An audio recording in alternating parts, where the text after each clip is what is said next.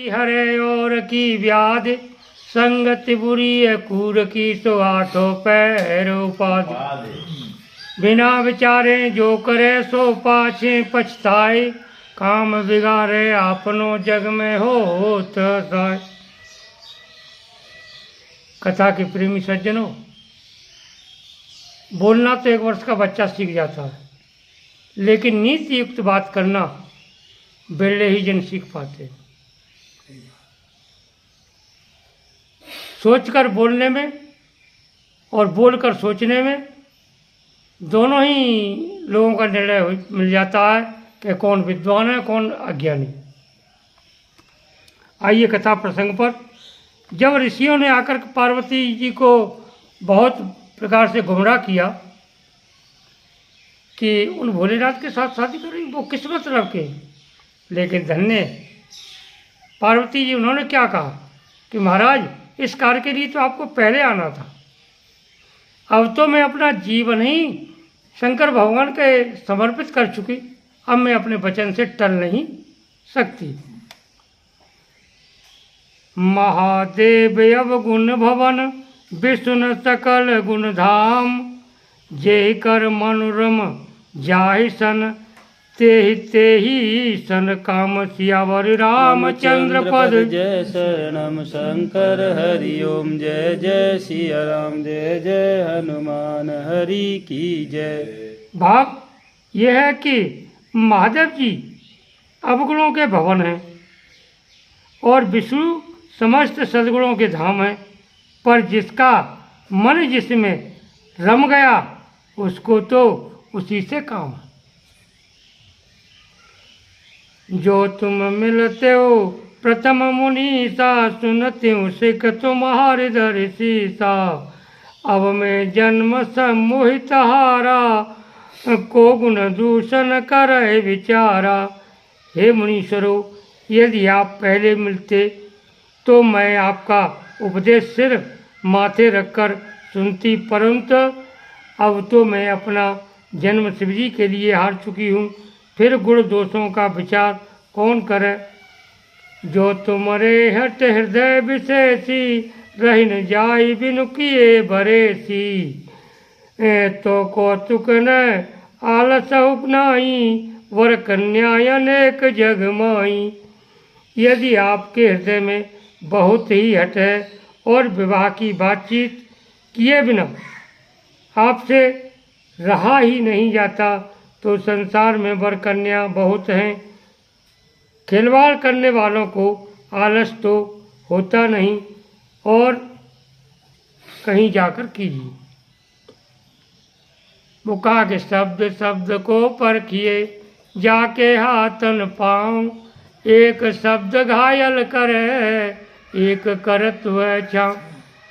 धन्य पार्वती जी, उन्होंने उन उल्टी सीख वाले महर्षियों का बहुत ही तिरस्कार कर दिया।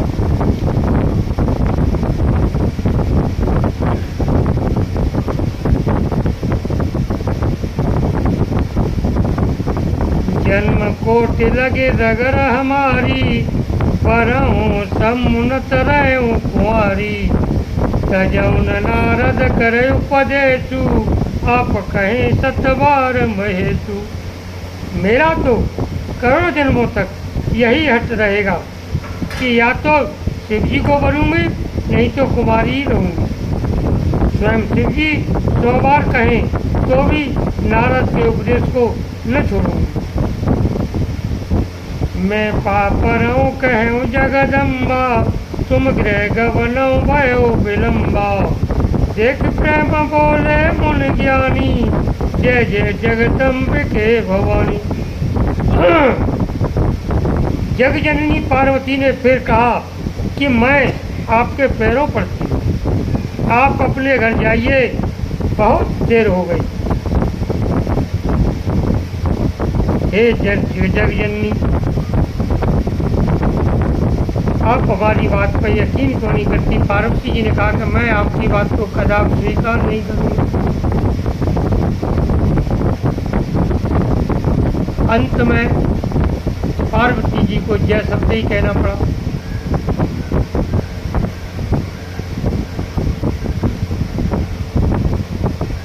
तुम माया भगवान शिव सकल जगत पितुमात। नाई चरण सिर मुनि चले पुण्य पुण्य हर्षित गातु सियावर रामचंद्र पद। जय शरणम शंकर हरि ओम जय जय सिया राम जय जय हनुमान हरि की जय। आप माया है और शिवजी भगवान है। आप दोनों समस्त जगत के माता पिता हैं। मुनि पार्वती जी के चरणों में सिर नवाकर चल दिए। उनके शरीर बार बार पुलकित हो रहे थे। देखिए शरीर पुलकित क्यों हो रहे थे। उनकी भी हार्दिक इच्छा यही थी कि ऐसा ही होगा, ऐसा होना चाहिए, लेकिन वो तो केवल पार्वती की प्रतिज्ञा की परीक्षा कर रहे थे। जाई मुनि नहिम बंत पठाए कर विनती की रजय गृह लयाए। बहुरी सप्तऋष शिव पह आई कथा उमा कह सकल सुनाई। मुनियों ने जाकर हिमवान को पार्वती के पास भेजा।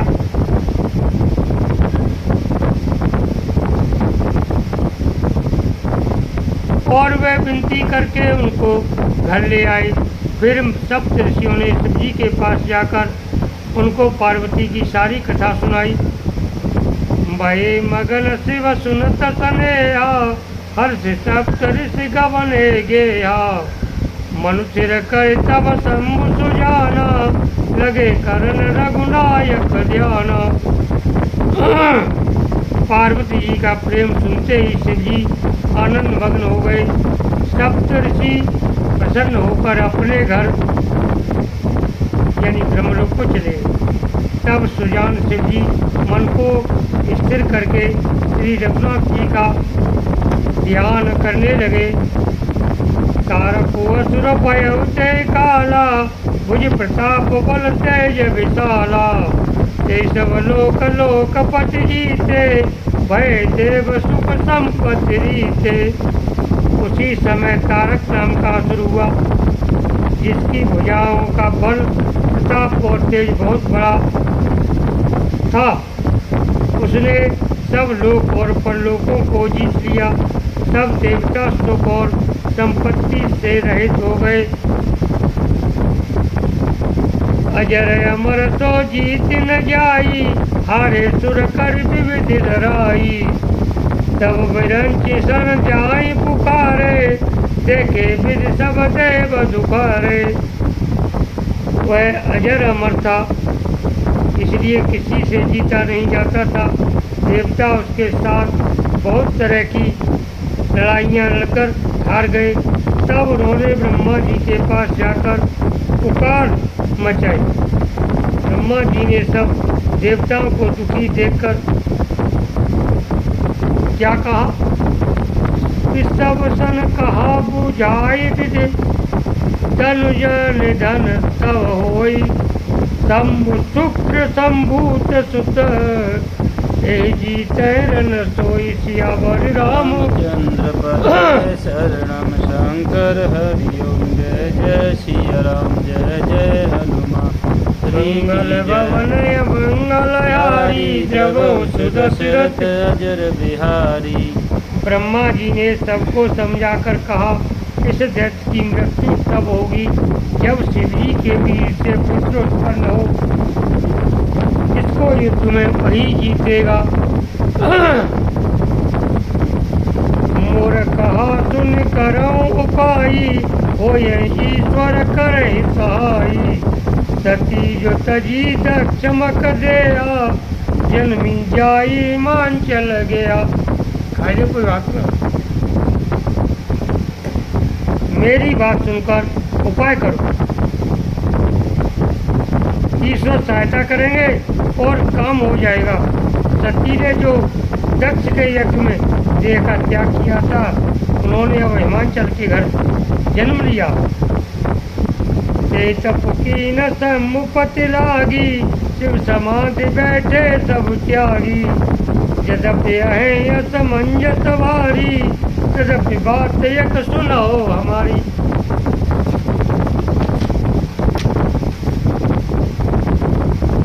उन्होंने शिव जी को बनाने के लिए तप किया है। इधर शिव जी सब छोड़कर समाधि लगा बैठे हैं। यह तप है तो बड़े असमंजस की बात, तथाप मेरी एक बात सुनो। पटवों का मुझाई शिव पाई, करे क्षोभ शंकर मन माई। तब हम जाई सब सिर नाई, करबाऊ विभाव पर आई। तुम जाकर कामदेव को शिव जी के पास भेजो, वह शिव जी के मन में क्षोभ उत्पन्न करे, यानी उनकी समाधि भंग करे। तब हम जाकर शिव जी के चरणों में सिर रख देंगे और जबरदस्ती उन्हें राजी करके विवाह करा देंगे। ये विधि भले देव हित होई, मत अतिनी का कहे सब कोई। अस्तुत सुरन की नियति हेतु, प्रगट विषम बान जस केतु। इस प्रकार से भले ही देवताओं का तो सबने कहा यह सम्मति बहुत अच्छी है। फिर देवताओं ने बड़े प्रेम से स्तुति की। तब विषम कहते 5 को बाण धारण करने वाला और मछली के चिन्ह युक्त धुआ वाला कामदेव प्रकट हो। सुरन कही निज विपत सब, सुन मन कीन विचार। शंभु विरोधन कुशल मोहि, व्यस कहो असमार सियावर राम। चंद्रपद जय शरणम शंकर हरि ओम, जय जय सिया राम, जय जय हनुमान हरि की जय। देवताओं ने कामदेव से अपनी सारी विपत्ति कही। सुनकर कामदेव ने मन में विचार किया और हंसकर देवताओं से यूँ कहा कि शिव जी के साथ विरोध करने में मेरी कुशल नहीं। तदपि करब में काज तुम्हारा, श्रुत के परम धर्म उपकारा। परित लागी तजय जो देई, संत प्रसन्न तेई। तथापि मैं तुम्हारा काम तो करूँगा, क्योंकि वेद दूसरों के उपकार को परम धर्म कहते हैं। जो दूसरे के हित के लिए अपना शरीर त्याग देता है, संत सदा उसकी बढ़ाई करने वाले हैं, उनकी बढ़ाई करते हैं। कहीं चले सब सिरुनाई, सुमन धनुष कर सहित सहाई। चलत मारे हृदय विचारा, शिव विरोध ध्रुव मरण हमारा। देखिए हमारी रामायण हमें जीने का ढंग सिखाती है और मरने का भी ढंग सिखाती है। जीने का और जीतने का ढंग क्या, इस सबको सिर नवा करके जब हम किसी काम को करेंगे तो हमको विजय निश्चय मिलेगी। आज सिर नवाने में अपना अपमान समझते हैं, जबकि मानस में ही लेकर आया है।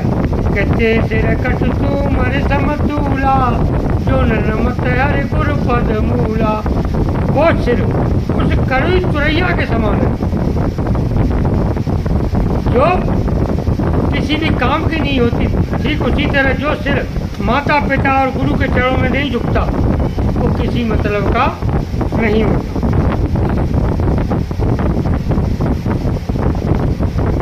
तथापि मैं तुम्हारा काम तो करूँगा, क्योंकि वेद दूसरों के उपकार को परम धर्म कहते हैं। जो दूसरे के हित के लिए अपना शरीर त्याग देता है, संत सदा उसकी बढ़ाई करते हैं। अस कहीं चले सब सिरुनाई, सुमन धनुष कर सहित सहाई।